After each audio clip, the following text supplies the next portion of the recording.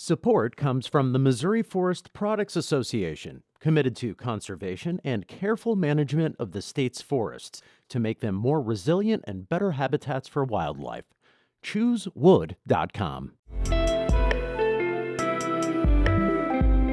It's Tuesday, December 7th. This is The Gateway. I'm Wayne Pratt. Missouri counties are deciding how to spend millions of dollars in allocations from the federal government through the American Rescue Plan Act. However, several obstacles are giving some counties pause in how the money can be spent. There's a lot of pieces to this puzzle, and you don't want to spend the money on something today that would use the money up so you can't use it for another purpose and then get more money for the thing you just spent money on. St. Louis Public Radio's Sarah Kellogg will examine what is standing between Missouri counties and millions of federal dollars in just a few minutes. Missouri's governor is recommending significant wage increases for all state employees. Mike Parson is calling for a minimum base pay of $15 an hour. He is also suggesting a 5.5% cost of living adjustment. The raises will be included in Parson's supplemental budget for fiscal year 2022. That package will be introduced at the beginning of the upcoming legislative session. The General Assembly must approve the increases so they can take effect. This pay proposal is estimated to cost $91 million. A person of interest is in custody following last week's shooting of a Metro bus driver while on a route in North St. Louis County. The Major Case Squad of Greater St. Louis says the man was tracked down last night, just hours after those close to the bus operator, who was shot late Friday, called for anybody with information to come forward.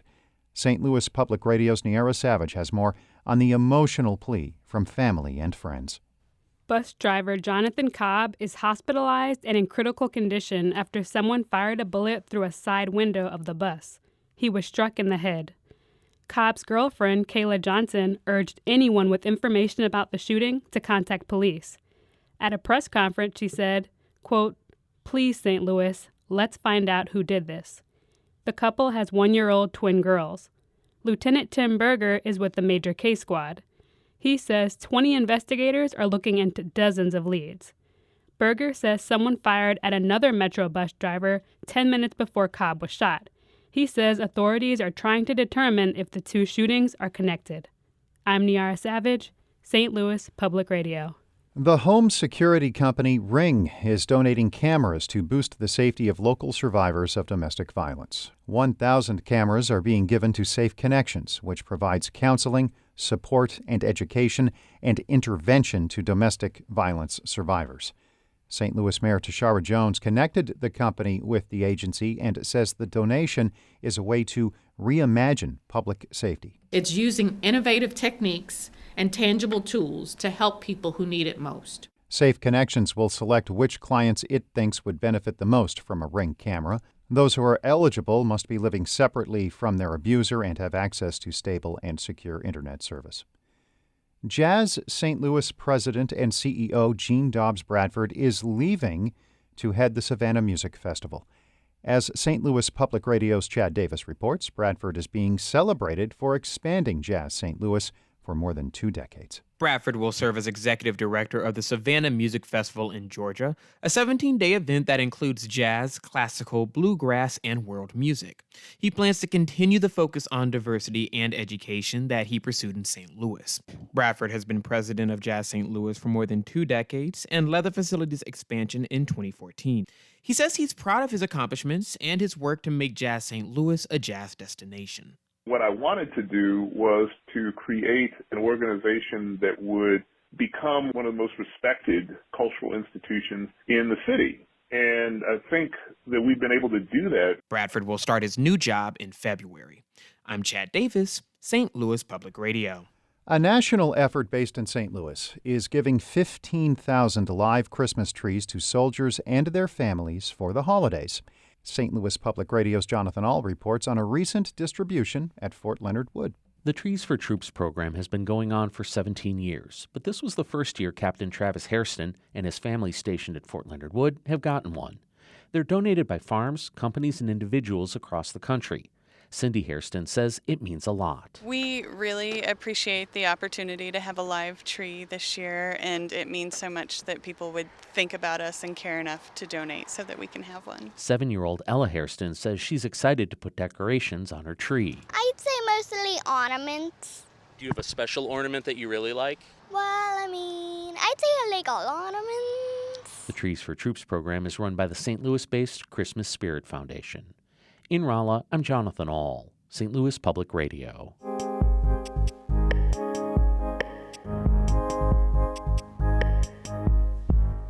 The federal government has allocated millions of dollars through 2 initiatives in response to the pandemic. One of those programs, the American Rescue Plan Act, distributes funds directly to Missouri counties. St. Louis Public Radio's Sarah Kellogg reports on some obstacles counties are facing with spending the money. When Missouri received its allocation from the 2020 Federal CARES Act, only 2 counties, St. Louis and Jackson, received direct funding. It was up to the state to divvy up dollars to the remaining counties, which it did based on population. Now Missouri has another round of funding, this time from the American Rescue Plan Act, but unlike before, all counties, along with cities with a population of over 50,000, are getting money from the federal government directly. In total, the state's counties will receive over $1.2 billion. However, spending that money is proving to be more complicated than just submitting reimbursement receipts. We really are a little bit reserved on what we can do with the money because there's really been no clear direction on a lot of things with the final rule. That's Dave Hinson, a commissioner for Franklin County, which will receive more than $20 million from ARPA. He says beyond a few purchases for the health department, the county has not allocated much of its funding. The reason why? A lack of final guidance from the federal government on what exactly funds can be spent on. Other Missouri counties are finding themselves in a similar situation. Bob Schnurr is the finance director for St. Charles County, which is getting over $78 million from the American Rescue Plan. He says while the county has already received half of its allotment, its 2022 budget only tentatively includes some of those federal funds. We don't want to embark on a program or a construction project and then find out in the final guidance that we're doing something that's not a permitted use of funds. One project Schnurr hopes to spend some ARPA funding on is the continued work on the St. Charles County Corrections Building. He says with previous federal funding from the CARES Act, the county spent around $19 million on improvements to the facility. We redid our booking area and completely renovated it to allow for the housing of prisoners in the booking area in cells that have negative air pressure so that the air handling systems vent directly to the outside. Schnurr would like to use some ARPA funding to further improve the jail, but says they are not going to move forward with any purchase orders or construction contracts until they know for sure it qualifies. This waiting game is happening statewide. Steve Hobbs is the executive director of the Missouri Association of Counties. From the county government perspective, a lot of times the state of Missouri is very happy to say, gotcha, and say, oh, no, you shouldn't have done that. And the federal government is even better at that. And so I think we all want to be careful. There is some guidance available, even if it isn't final. Back in May, the U.S. Treasury Department established an interim final rule on how to spend funds from the American Rescue Plan Act for states and local governments, including counties. Hobbs says counties can spend their ARPA funding on anything listed in the interim rules without fear of repercussions. We've been told very strongly by Treasury that if it's in the interim rule, we're not going to backtrack on it. So we'll hold their feet to the fire on that, too. For Larry Welch, a commissioner from Marion County, broadband, an already approved item, is certainly on the county's spending shortlist. Our county is a lot rural, and we don't have broadband in all the rural areas of our county yet.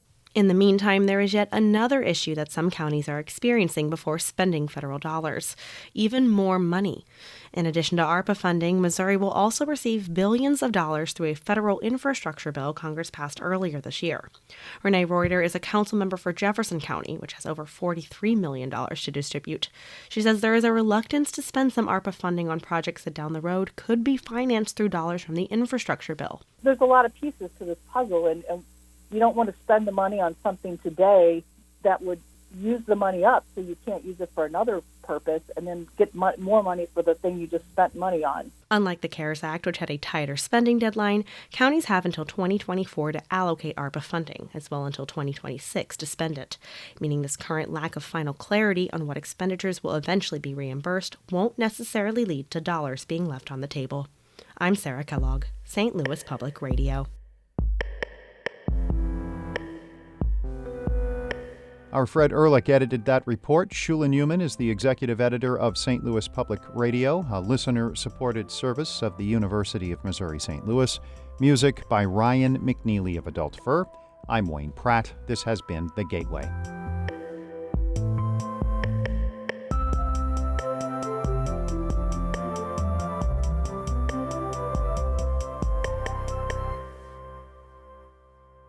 Support comes from Mosby Building Arts, a design-build company committed to remodeling the right way. Visit callmosby.com to get project inspiration for any room of your house.